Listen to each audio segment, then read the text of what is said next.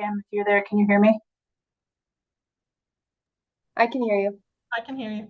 Okay, just making sure I have to present today so that I was functioning properly. Thank you.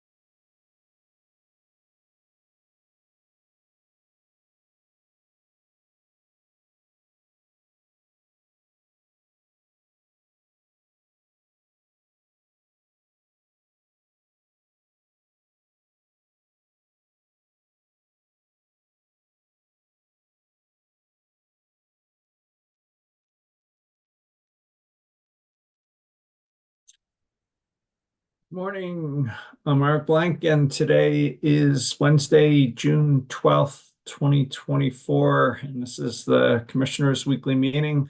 Before we jump into it, just a quick announcement for next week because of the state holiday, Juneteenth on Wednesday, June 19th. Next week's meeting will be on Monday, June 17th. With that, Commissioner Plant, any preliminary comments? Are you ready to approve the consent agenda? I am ready to approve the consent agenda. And pleased to see you looking good, sir. Commissioner Gilman. Good morning. I'd also vote to approve the consent agenda. As would I. The first item on mine has been tabled, so proceeding number 23M-0217R. RTD, Ms. Whalen. Yes, good morning, Commissioners. Julie Whalen here with the Rail Transit Safety Section. Excuse me.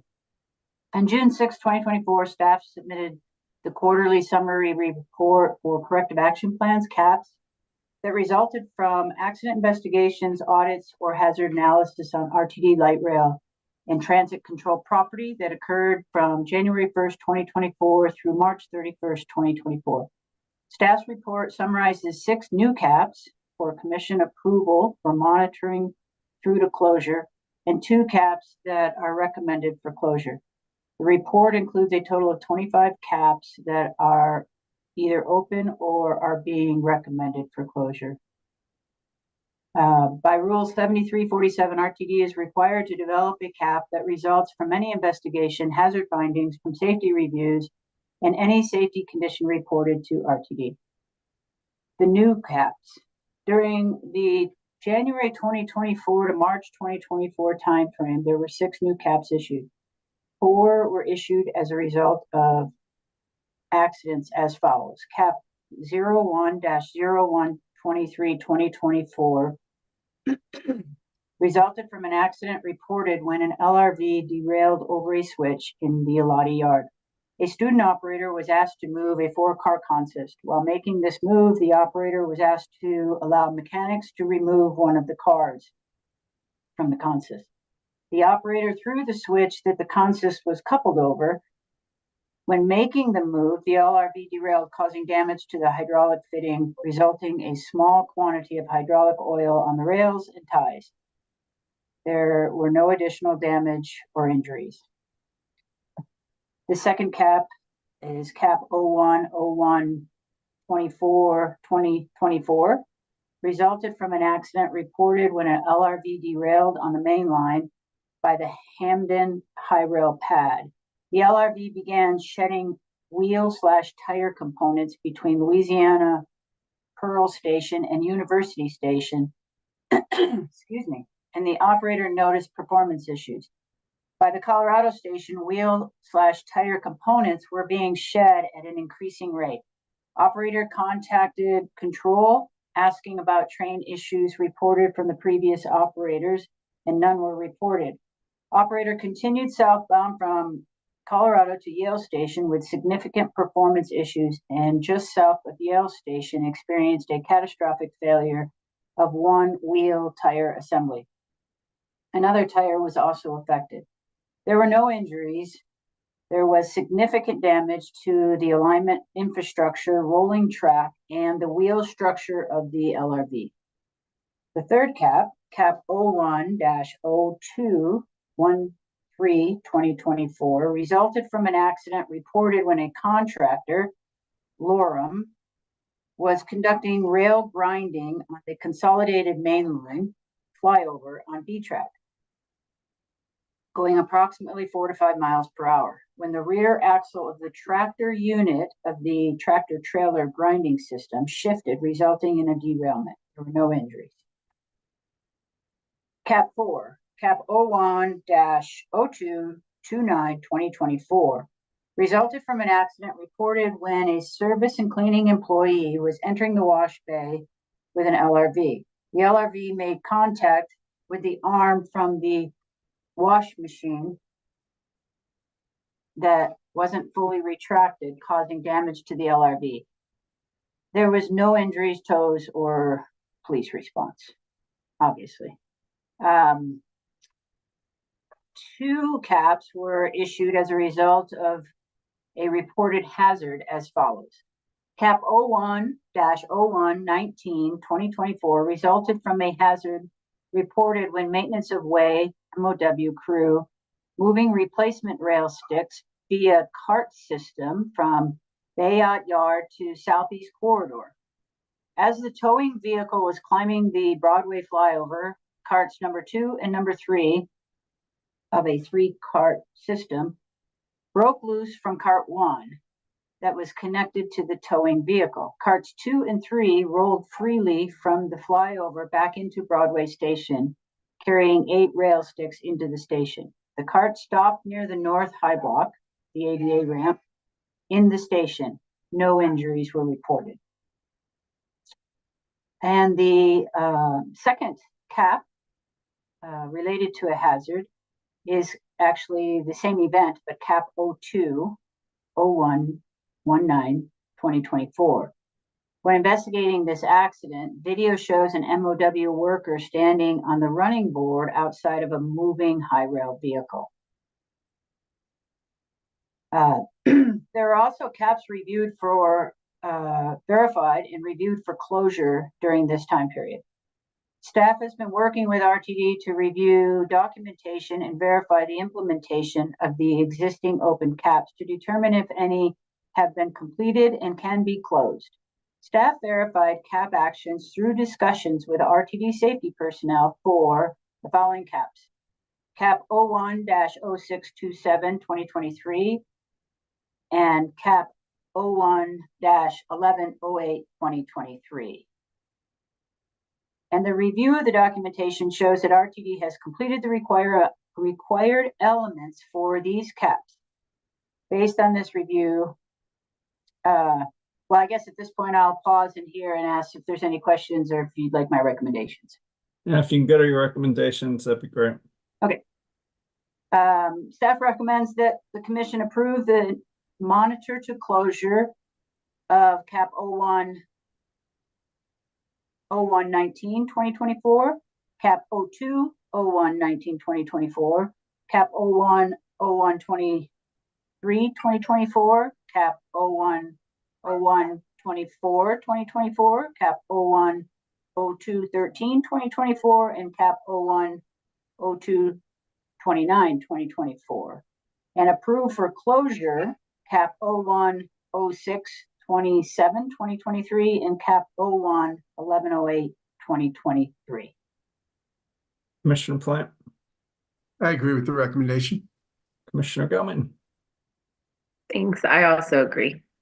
as do I. Thanks, Ms. Whalen. Ms. Terry. You're on mute. There we go. There Hi, you this go. is Cindy Rose Terry with State Safety Oversight Engineer of the Rail and Transit Safety Section. I will be discussing the first quarter staff accident summary report. That includes 11 accidents from January 1st, 2024 to March 31, 2024. There was 1 injury that occurred when a patron on a bicycle touched a moving train and he was forced to the platform. There are 3 derailments occurred during this quarter. One was an LRV that proceeded through a misaligned switch and derailed.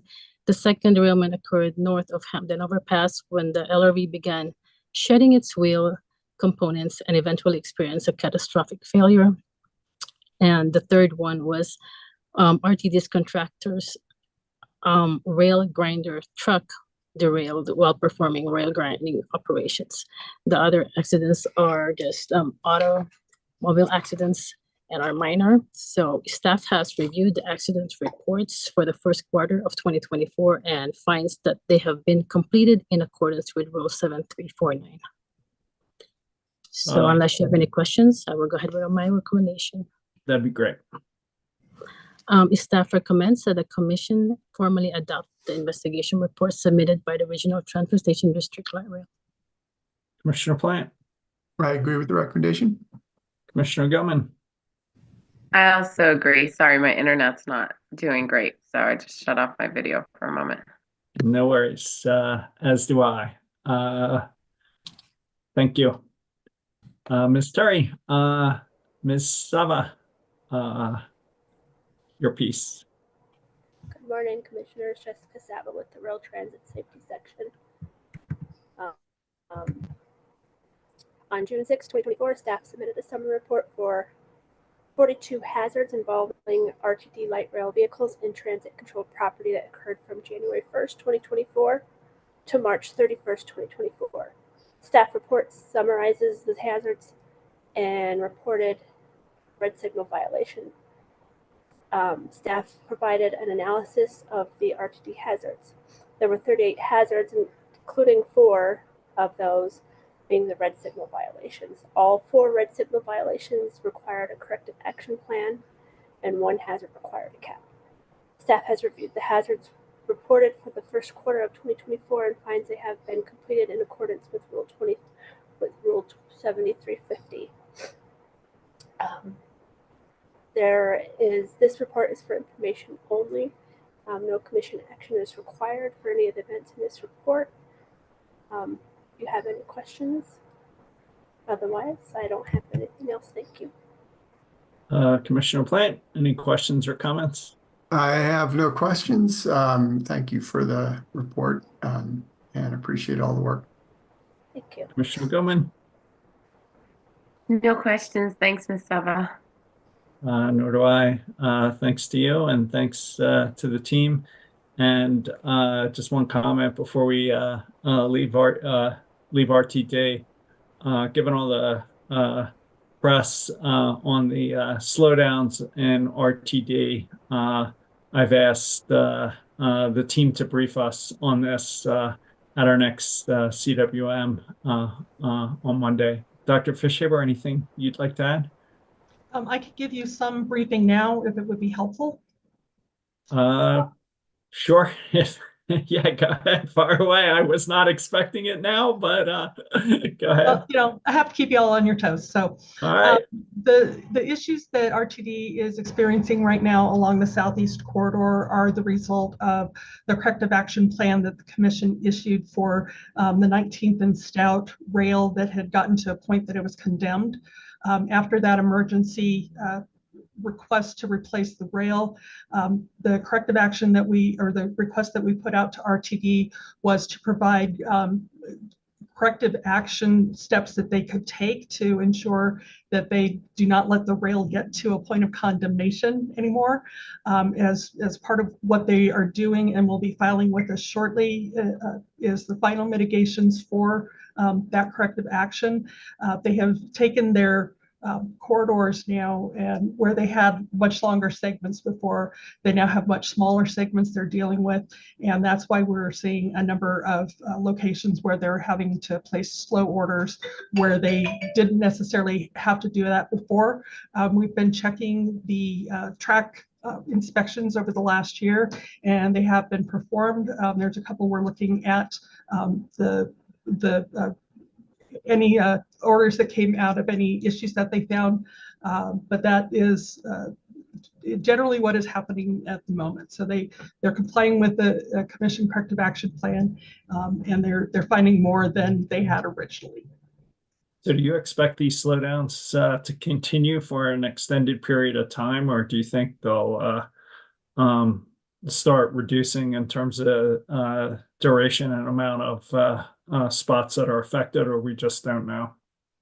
At this point, they are looking to get, there's a number of sections where the rail needs to be replaced because there has been damage or wear to the rail heads. So they are getting material ordered, and they will be getting those repairs made as soon as they can.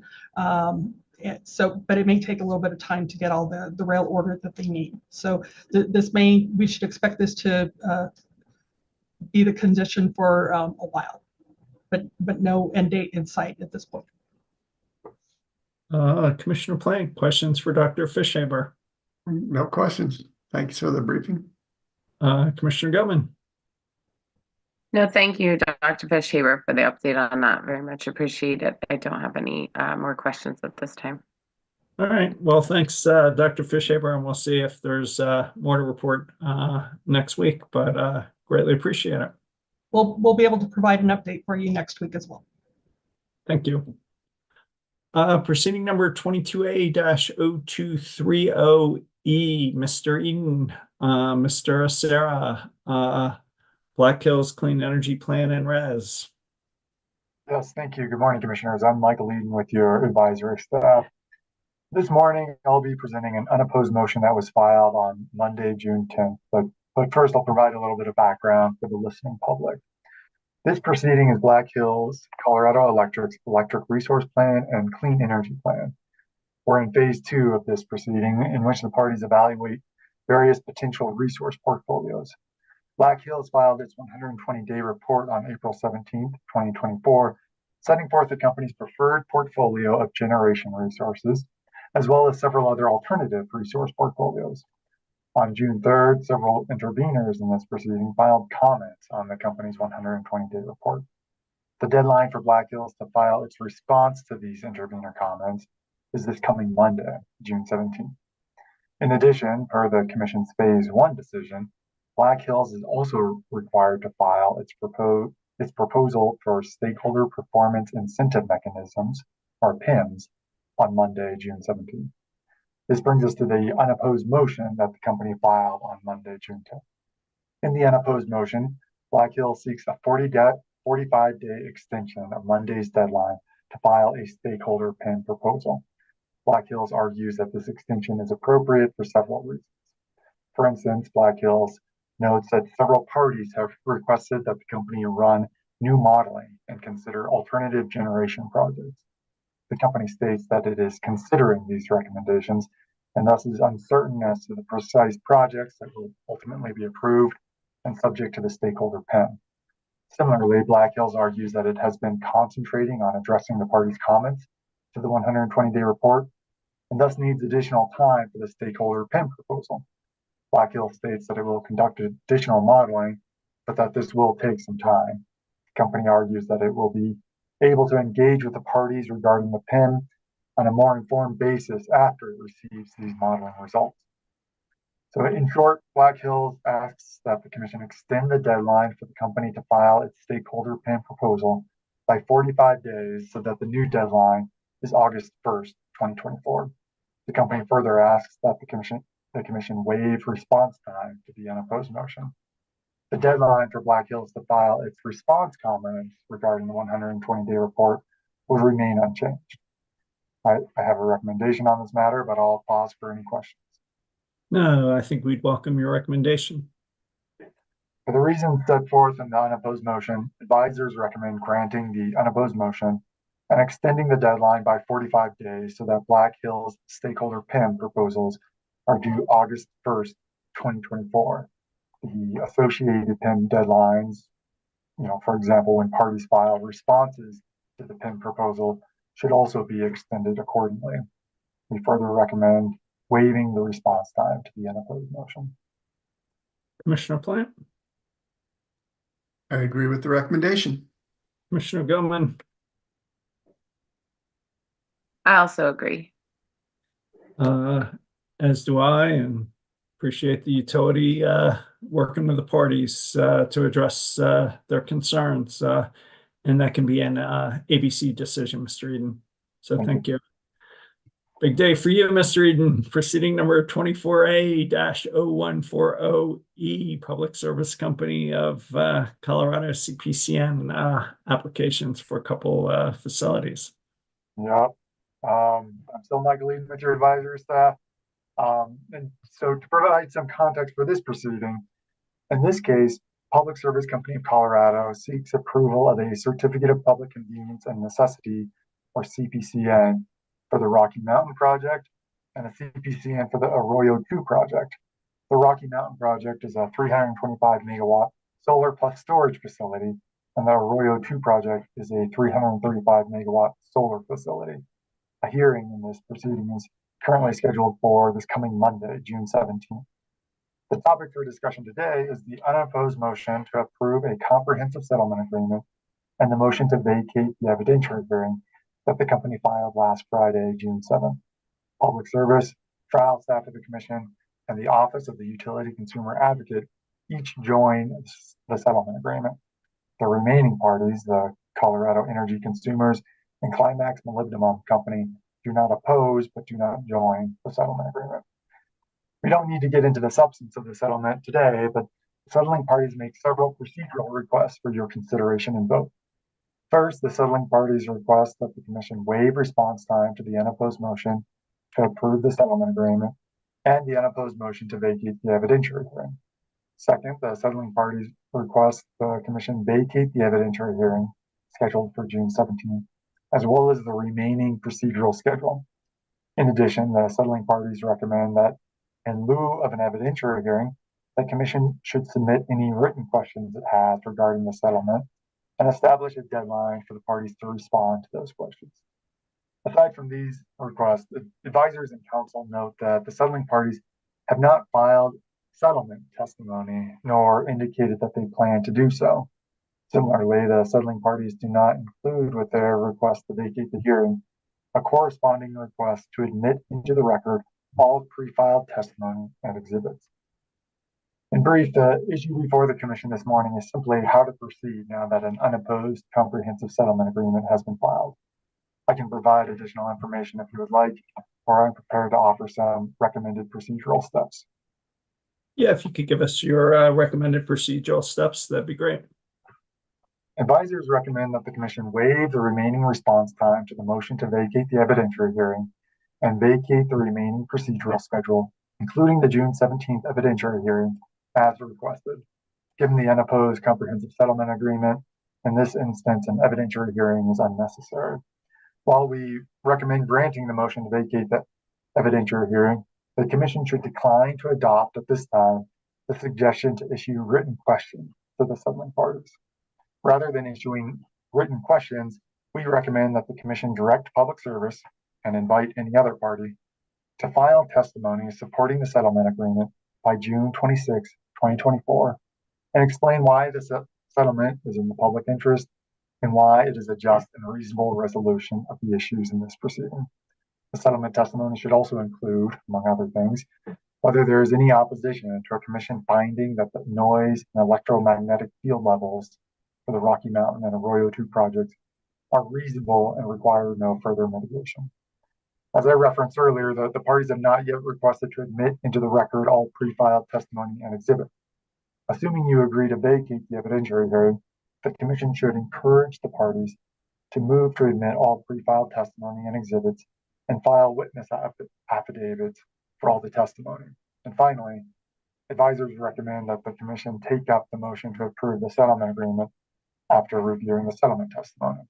Accordingly, it's not necessary to waive response time to the motion to approve the settlement agreement. Do you have any deadline you want to impose for the settlement testimony, or leave that to the parties?